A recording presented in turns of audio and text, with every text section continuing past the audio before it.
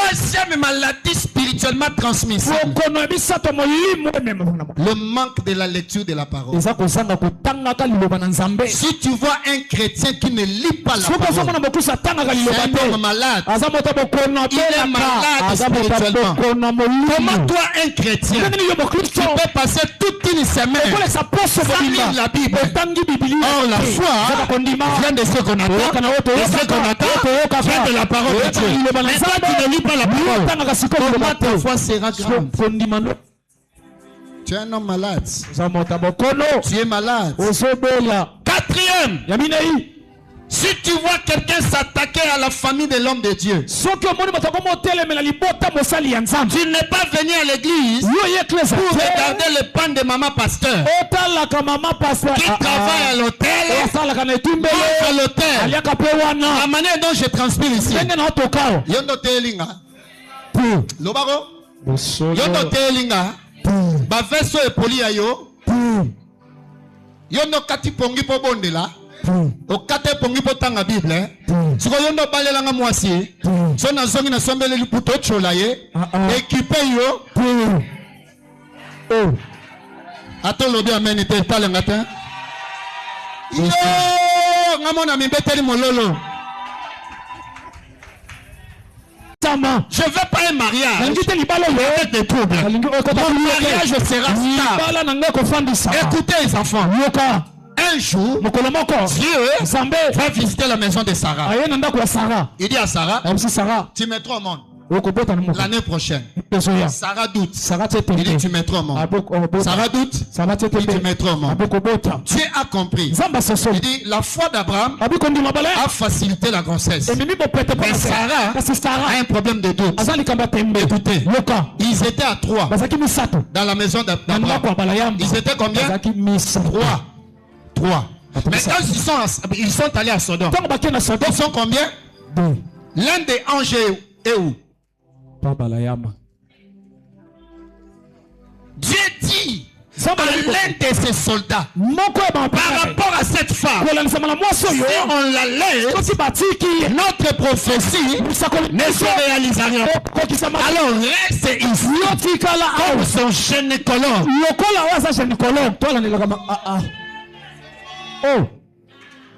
Dis à ton voisin, Dieu laissera un gynécologue à côté de toi.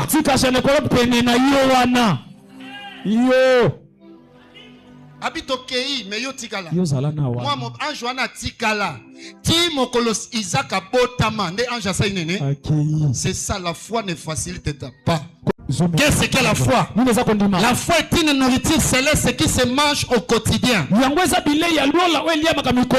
Jacques chapitre 2 verset 18. La foi est une nourriture spirituelle qui se mange au quotidien. Baliaka foi na tongo, baliango na moi, baliango na pokwa, baliango na tongo, baliango na moi. Il n'y a pas un jour où on peut faire le repos dans la foi. Même quand tu es malade, tu dois croire. Dans l'abondance, tu crois. La foi se mange au quotidien. Attendez pour le Seigneur. Qu'est-ce que la foi? La foi est une monnaie universelle consommable partout dans le monde. Il y a le même taux. Ayant le même taux. Ayant le même taux. Ayant le même taux. Imaginez. Excusez. Ça, c'est le livre sterling. L'argent de l'Angleterre. Depuis que j'ai cet argent, je n'ai pas pour changer. On me complique.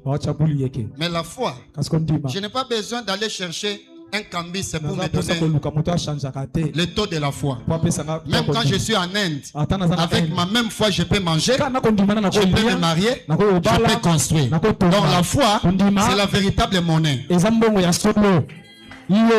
Tu peux partir à Kambo. La foi ne facilite pas seulement les choses, mais la foi les possibilise.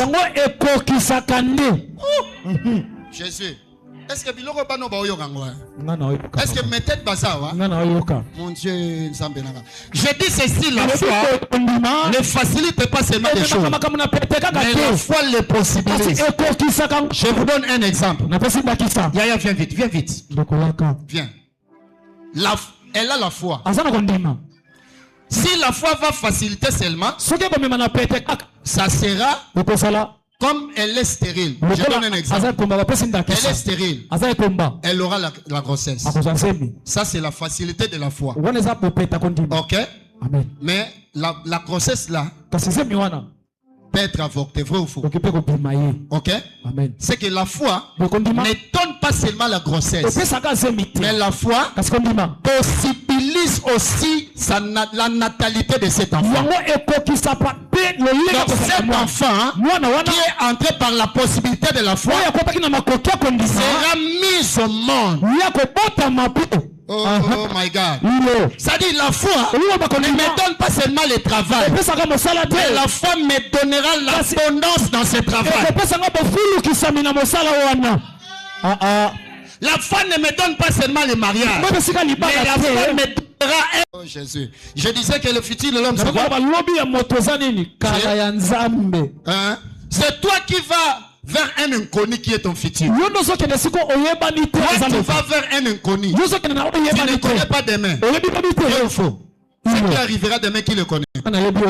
Les climats de demain, qui le connaît? Les gens que tu vas rencontrer, qui le connaît? C'est notre futur, non? C'est un inconnu, non? Notre futur, c'est un inconnu. Mais notre futur, là, c'est le passé.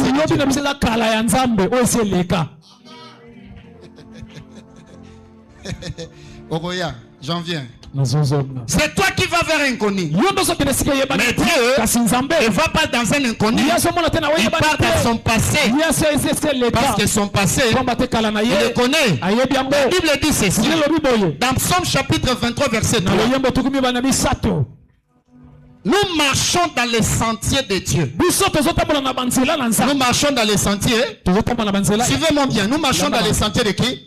Dans les sentiers de qui? Or, un sentier, c'est une petite route qu'on utilise chaque fois. C'est une route que quelqu'un utilise à chaque fois. Et quand nous marchons dans les sentiers de Dieu, en quelque sorte, votre avenir, c'est le sentier de Dieu. C'est une route que Dieu a plusieurs fois visité.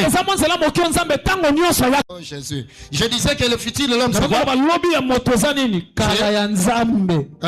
C'est toi qui vas vers un inconnu qui est ton futur. Toi, tu vas vers un inconnu. Tu ne connais pas demain. Il faut. Ce qui arrivera demain, qui le connaît? Les climats de demain, qui le connaît? Les gens que tu vas rencontrer, qui le connaît? C'est notre futur, non? C'est un inconnu, non? Notre futur, c'est un inconnu. Mais notre futur, là, c'est le passé.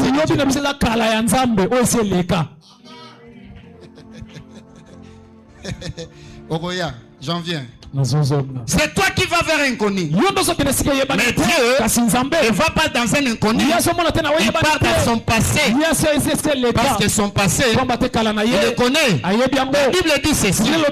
Dans Psaume chapitre 23 verset 3. Nous marchons dans les sentiers de Dieu. Nous marchons dans les sentiers. Suivez-moi bien. Nous marchons dans les sentiers de qui? Dans les sentiers de qui? Or, un sentier, c'est une petite route qu'on utilise chaque fois. C'est une route que quelqu'un utilise à chaque fois. Et quand nous marchons dans les sentiers de Dieu, en quelque sorte, votre avenir, c'est le sentier de Dieu. C'est une route que Dieu a plusieurs fois visité. Elle trouvait plutôt la pierre avait été roulée devant les sépulcres. Elle ici, ce sont des femmes qui étaient parties pour embaumer Jésus. Ils sont sortis en connaissant que là-bas, la pierre est devant la porte. Elle partait quand même. Écoutez ma soeur, écoutez mon frère. Tu peux connaître qu'il y a une pierre, mais comme tu as le parfum, n'hésitez pas. Le parfum c'est ton adoration. Le parfum c'est ton offrande. Quand tu veux offrir à Dieu, il ne faut jamais poser la question par rapport à la pierre. Pendant qu'elle partait, le ciel s'est organisé pour enlever la pierre.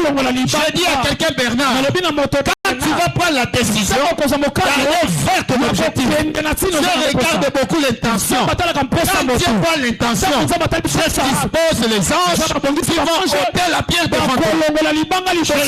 Je prie. La semaine ici, la pierre qui est devant la vie soit ôtée au nom de Jésus. Si tu dis même plus que ça, elle partait pour aller au fruit. Mais il savait qu'il y a la pierre. Mais chemin faisant, Dieu ôte la pierre. Quand ils sont arrivés, la pierre était déjà là. La pierre peut être le célibat. Cette pierre peut être le blocage. Toi tu sers Dieu. La personne qui roulera la pierre, c'est Dieu. Je prie que Dieu dépêche un ange sur ta semaine et que cet ange-là fasse le travail d'enlever la pierre. Dis amen bien. Ceux qui disent amen bien, que le Seigneur te bénisse. Ne doutez pas dans la foi. Allez devant. Allez. Ne doutez pas. Notez ceci. Quand tu actives un mouvement de foi dans ton présent, dans le futur, il y a un Dieu qui est en train d'agir.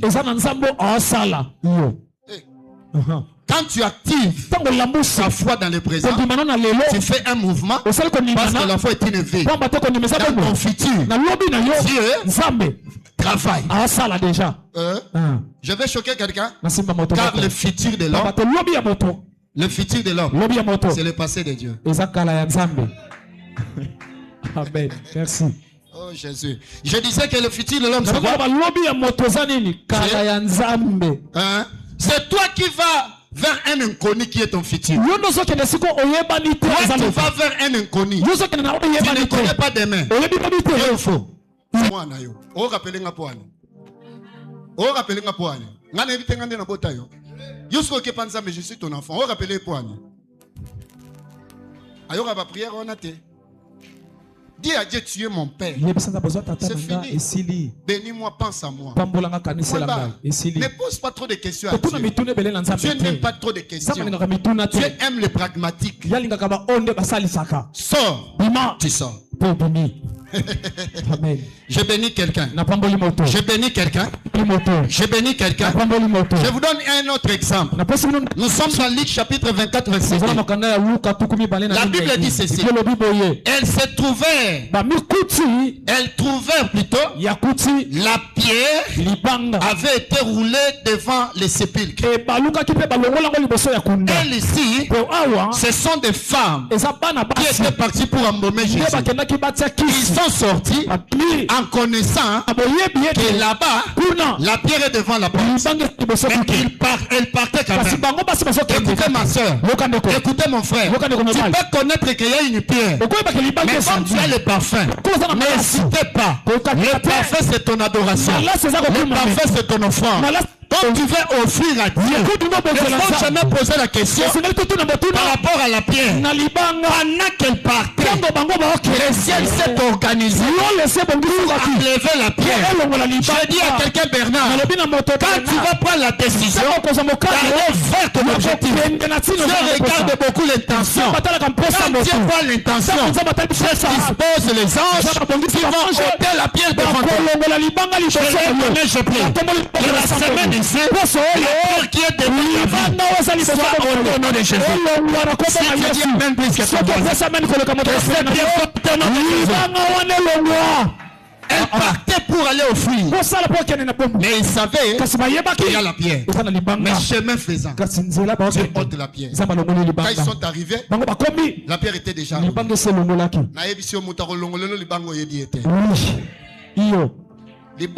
Amen. Amen. Et cause la réalité ba combat famille. Amen. Yo salela kanzamba. Yes. Mutolongo la libanga wana. Libanga cause la célibat. Yes. Oh mon Dieu. La pierre peut être le célibat. Cette pierre peut être le blocage. Toi tu sers Dieu. La personne qui roulera la pierre, c'est Dieu. Dieu. Je prie que Dieu dépêche un ange sur ta semaine. Et que cet ange-là fasse le travail d'enlever la pierre. Dis amen bien. Ceux qui disent amen bien. Que le Seigneur te bénisse. Ne doutez pas dans la foi.